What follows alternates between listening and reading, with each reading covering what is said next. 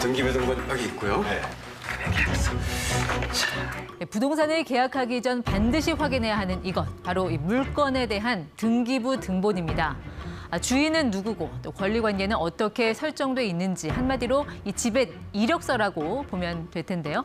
이 등기부 등본을 철석같이 믿고 거래했는데 그렇게 산 집이 경매로 넘어가게 된 경우가 발생했습니다. 자, 어떻게 된 일인지 또 이런 일을 막으려면 어떤 걸 조심해야 하는지 김인만 부동산 경제연구소장과 이야기 나눠보겠습니다. 네, 소장님 어서 오십시오. 안녕하세요.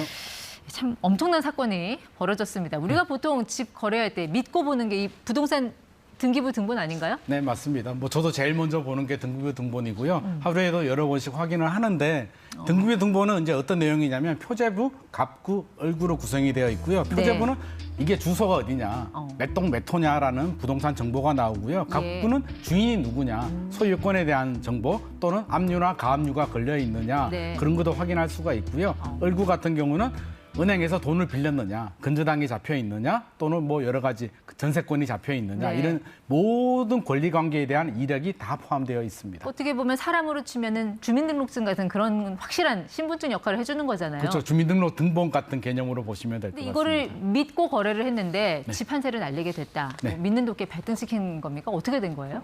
이게 좀 굉장히 좀 복잡한 사항인데요. 일단 그래프를 보시면서 저희가 설명을 드려야 될 것 같습니다.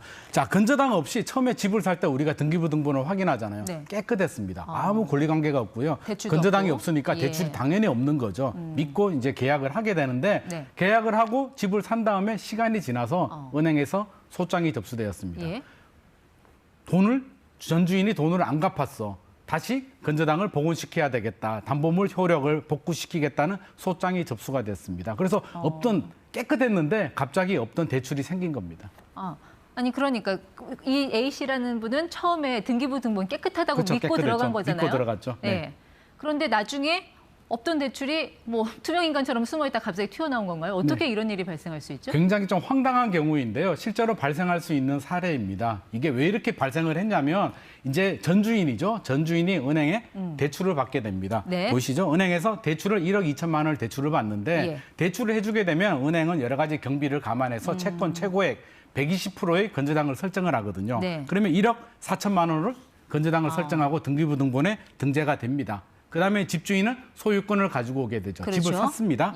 여기서 끝나면 괜찮은데 전 주인이 서류를 위조합니다. 위조해서 돈을 갚지 않고 돈을 갚은 것처럼 서류를 위조해서 등기소에 말소해줘. 나 돈 다 갚았어 라고 하니까 등기소는 그 서류를 보고 말소를 시켜주게 됩니다. 그러니까 나 빚 갚았으니까 지워주세요. 그러니까 지웠죠. 그래서 깨끗해진 겁니다. 그래서 A씨는 그 깨끗해진 등기부 등본을 보고 문제가 없구나라고 해서 2억 원에 계약을 하게 되는데 나중에 깨끗한 게 아니라 이게 위조를 한 거죠. 없던 게 은행에서 나중에 확인하고 무슨 소리야 우리 돈 안 받았는데 소장을 접수하고 다시 건저당을 복원시킨 겁니다. 그러니까 전 집주인은 뭐 은행의 법인 인감도장을 위조를 하고 위조를 한 거죠. 모든 서류를 다 계약서 완벽하게 이런 서류를 다 위조를 해서 등기소에 냈는데 등기소가 그걸 걸러내지 못한 거군요. 등기소는 이제 그 서류만 보고 등기소는 일일이 사실관계를 탐정이 아니잖아요. 사실관계를 확인 안 하기 때문에 형식적 심사주의라고 하는데 형식적인 서류만 보고 이제 등재를 하게 되고요. 우리는 책임을 지지 않는다. 그냥 관리만 해준다라는 개념입니다. 자, 이렇게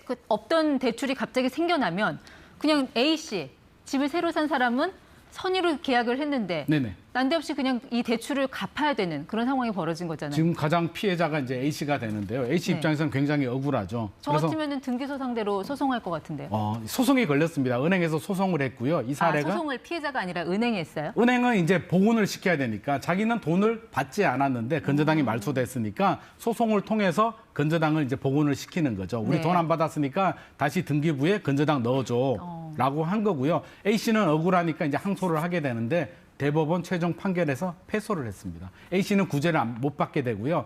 이제 그런 거죠. 문제가 생기면 억울하면 전 주인한테 직접 손해배상 청구를 해. 우리한테 따지지 마. 은행한테도 따지지 말고 등기소한테도 따지지 마라라는 판결이 나왔습니다. 아니 그래도 등기소에서 최소한의 그 진위, 서류의 진위 정도는 확인을 해야 되는 거 아닙니까? 우리나라 지금 구조가 그렇지 않고 형식적 심사주의라고 해서 서류만 정확하게 되면 우리는 서류만 보고 판별을 하게 되고 진위 여부는 우리가 책임지지 않는다. 문제가 생기면 니들끼리 해결을 하라. 우리한테 책임을 묻지 마라라고 하는 게 형식적 심사주의고요. 공신력이 인정되지 않습니다.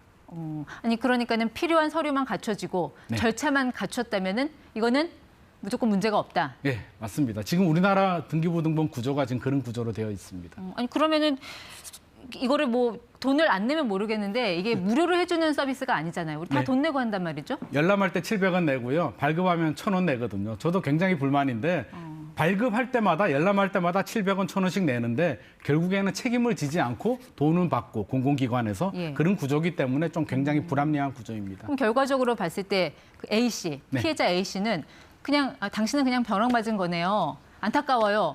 이러고 그냥 끝이에요. 뭐 더 이상의 뭐 피해 구제 방안은 없는 겁니까? 피해 구제 방안은 현실적으로 전 주인한테 민사 손해배상 청구를 할 수밖에 없는 구조이기 때문에 A 씨 입장에서는 굉장히 답답하고요. 아마 전 주인도 이게 소송을 하더라도 지금 받을 수 없는 구조가 되겠죠. 서류까지 위조할 정도면 이미 뭐 다른 명의로 했거나 하기 때문에 결국에는 A 씨가 최대 피해자인 것 같습니다. 예. 그러면 이런 등기부등본의 공신력이 인정되지 않는다면 그럼 이런 부동산 시장에 참여하는 이런 플레이어들은 도대체 뭘 믿고 집을 사야 될까요? 그래도 등기부등본을 봐야 되고요. 가장 공신력이 있는 이제 서류고요. 이력 관리를 다 하는데 100% 믿을 수는 없겠죠. 하지만 이게 이렇게 문제될 확률이 한 0.1%, 0.001% 정도밖에 안 되기 때문에 기본적으로 믿고는 해야 되겠지만 팁을 드리자면 계약서 쓸 때 특약사항에 이런 내용을 좀 넣어주면 좋을 것 같습니다. 네.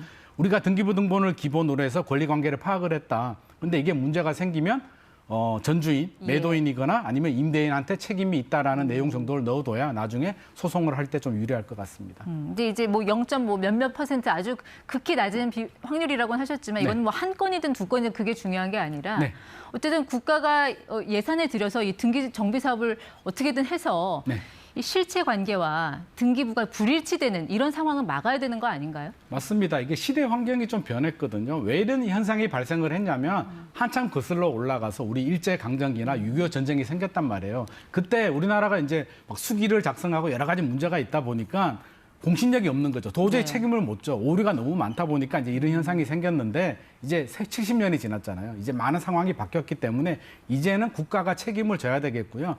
책임을 지고 문제가 생긴다면 국가가 구상권을 청구를 하든지 위조를 한 사람한테 책임을 추궁해야지 책임 안 진다. 니들끼리 알아서 하라는 건 좀 무책임한 것 같습니다. 어떻게 보면 이게 사기와 우리나라의 그 특수한 등기 제도의 어떤 그 허술함 이런 게 결합이 돼서 만들어진 비극이 아닐까 싶은데 이런 거 좀 방지하기 위해서 내가 좀 들 수 있는 보험 같은 건 없습니까?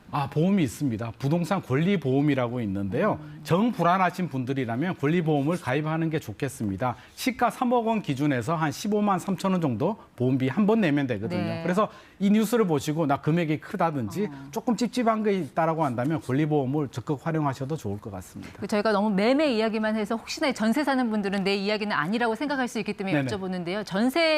그러니까 전세 이제 거래할 때도 이런 등기부 등본 확인 다 들어가지 않습니까? 이럴 때 좀 주의해야 될 건 어떤 게 있을까요? 전세는 사실 더 중요하죠. 내 전세금을 맡기는데 등기부 등본을 보고 혹시 집주인이 대출을 받고 있느냐, 다른 압류가 걸려 있느냐를 다 확인을 하거든요. 그래서 남의 일이 아니라 어떻게 보면 전세 세입자가 더 중요합니다. 그래서 등기부 등본 꼼꼼하게 확인해야 되고요. 정 불안하다면 권리보험 활용하셔도 좋을 것 같습니다. 그러니까 뭐 세입자든 뭐 집주인이든 집을 사려는 분이든 똑같이 긴장해라. 근데 가장 긴장해야 될 거는 이런 국민 재산권 보호를 위한 국가가 아닐까 싶습니다. 지금까지 ETY 김인만 소장과 함께했습니다. 고맙습니다.